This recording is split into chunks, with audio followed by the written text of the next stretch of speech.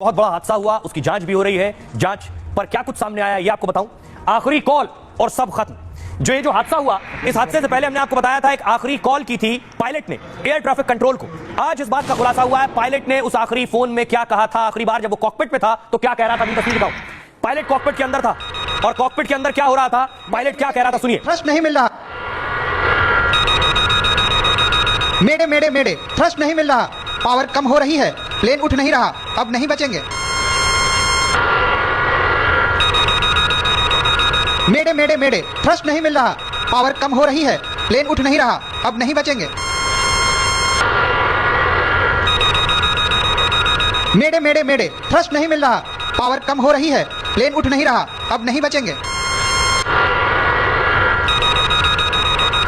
मेडे मेडे मेडे, thrust नहीं मिल रहा, power कम हो रही है, प्लेन उठ नहीं रहा, अब नहीं बचेंगे। मेडे मेडे मेडे, थ्रस्ट नहीं मिल रहा, पावर कम हो रही है, प्लेन उठ नहीं रहा, अब नहीं बचेंगे। मेडे मेडे मेडे, थ्रस्ट नहीं मिल रहा, पावर। आइए आपको बताऊं आखिर पायलट क्या कह रहे हैं। अहमदाबाद में पायलट को खतरे का एहसास हो गया था, इसलिए विमान के टेक ऑफ करते ही उसने गुहार लगाई थी। पायलट सुमित ने एयर ट्रैफिक कंट्रोल को आपात संदेश भेजा। आपात संदेश मतलब एटीसी से हादसे से बचा लेने की गुहार लगाई थी। विमान के पायलट सुमित सबरवाल ने एटीसी को जो मैसेज भेजा था वो अब सामने आ गया है, जिसमें सुमित कह रहे हैं मेडे मेडे मेडे, थ्रस्ट नहीं मिल रहा, पावर कम हो रही है, प्लेन उठ नहीं रहा है, अब नहीं बचेंगे। आपको बताऊं जो बात सुमित कह रहे हैं ये वो क्या कहना चाह रहे थे। वो कह रहे हैं थ्रस्ट नहीं मिल रहा। ये थ्रस्ट क्या होता है जो नहीं मिला और प्लेन क्रैश हो गया। कल भी कई वजह हमने बताई थी, एक्सपर्ट्स क्या कह रहे हैं। आज अब आपको बताता हूं ये थ्रस्ट क्या होता है जो पायलट बार बार कह रहा है थ्रस्ट नहीं मिल रहा। सीधा मतलब है कि इंजन सही से काम नहीं कर रहा है। अगर इंजन सही से काम करता तो थ्रस्ट की कोई दिक्कत नहीं होती। बोलचाल की भाषा में थ्रस्ट का मतलब होता है आवश्यकता अनुसार जोर लगाना। टेक ऑफ के बाद जैसे ही विमान टेक ऑफ करता है थ्रस्ट की जरूरत पड़ती है ताकि विमान को ऊपर उठाया जा सके, धक्का लगाकर, जोर लगाकर और ऊपर। ठीक वैसे ही जैसे ड्राइविंग के दौरान ऊंचाई पर चढ़ने के लिए कार में 1 नंबर गियर लगाते हैं। पायलट का कहना है थ्रस्ट नहीं मिल रहा मतलब इंजन को ताकत नहीं मिल रही। यही वजह है कि टेक ऑफ के बाद विमान ऊपर उठने की बजाय नीचे आ गया। और इसी दौरान पायलट सुमित सबरवाल ने एटीसी को इमरजेंसी कॉल दिया। हालांकि सबरवाल को एहसास हो गया था कि अब कुछ नहीं हो सकता है, फिर भी उन्होंने आखिरी कोशिश की और मेडे मेडे कॉल किया। दरअसल फ्लाइट के दौरान मेडे मेडे एक इमरजेंसी कॉल होती है, कल भी मैंने आपको बताया, जिसका मतलब होता है कि विमान में बैठे यात्री गंभीर खतरे में है। और यहां भी पायलट सुमित ने 3 बार मेडे मेडे बोला था। इमरजेंसी में 3 बार अगर मेडे बोले यह जरूरी माना जाता है और जिसके बाद पायलट तक पहुंचने की फौरन कोशिश की जाती है। एटीसी ने कॉल रिसीव तो किया लेकिन कुछ करने की स्थिति में नहीं था, क्योंकि टेक ऑफ के बाद वक्त काफी कम था। चंद सेकंड्स में सब कुछ हो गया। अगर विमान ऊंचाई हासिल कर लेता तो पायलट के पास वक्त होता कुछ और करने का। आइए आपको सुनवाओ, सुनिए मंत्री क्या कह रहे हैं और सचिव क्या कह रहे हैं।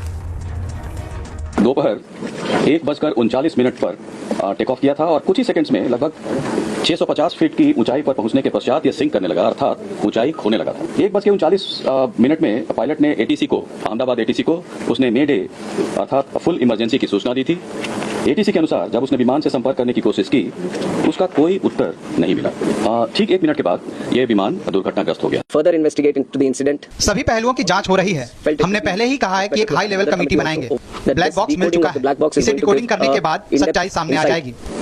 Into what would have actually happened. अब सवाल यह है कि आखिर जांच रिपोर्ट के बाद पूरी तस्वीर सामने आएगी। जांच एजेंसी आज पहुंची, कई जांच एजेंसियां काम कर रही हैं, कई जांच एजेंसियां सबूत जुटा रही हैं। एक है AAIB जो इन्वेस्टिगेशन कर रही है इस पूरे हादसे की। दूसरी तस्वीर मैं आपको दिखाऊं, दूसरी एजेंसी है NSG। कल मैंने आपको बताया था NSG की टीम पहुंची थी सबूत जुटाने के लिए। तो लगभग 1-2 नहीं, आधा दर्जन से ज्यादा एजेंसियां इस हादसे की जांच कर रही हैं और 3 महीने में जांच की रिपोर्ट आने की संभावना है। विमान हादसे में मृतकों की संख्या 275 हो गई है। विमान के क्रू मेंबर समेत 241 लोग फ्लाइट में सवार थे और जबकि बाकी के 34 लोगों की मौत विमान के नीचे दबकर हुई है। इनमें 5 BJ मेडिकल कॉलेज और हॉस्पिटल के डॉक्टर भी हैं। बोइंग ड्रीमलाइनर विमान में ऐसा हादसा पहली बार हुआ है। विमान के इंजन को लेकर भी पहले ऐसी कोई आशंका नहीं थी, क्योंकि विमान पेरिस से दिल्ली होते हुए अहमदाबाद पहुंचा था। अहमदाबाद से ब्रिटेन के लंदन के लिए टेक ऑफ किया, अहमदाबाद से ब्रिटेन, और फिर उसके बाद ऐसे में हादसे की जांच के सारे पहलुओं को देखा जा रहा है।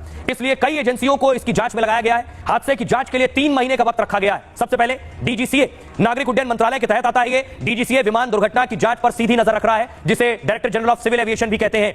AAIB ये मुख्य जांचकर्ता एजेंसी है हादसे की और जिसे एयरक्राफ्ट एक्सीडेंट इन्वेस्टिगेशन ब्यूरो भी कहते हैं। AAIB की टीम शुक्रवार को ही घटनास्थल पर पहुंच चुकी थी। AAIB को 2012 में बनाया गया था जो दुर्घटना की जांच करती है और AAIB का काम सुरक्षित यात्रा के लिए सलाह देना भी है। अगली एजेंसी है UKAIB। विदेशी जांच एजेंसियों की भी मदद ली जा रही है। विमान दुर्घटना की जांच में UKAIB भी शामिल हो गई है।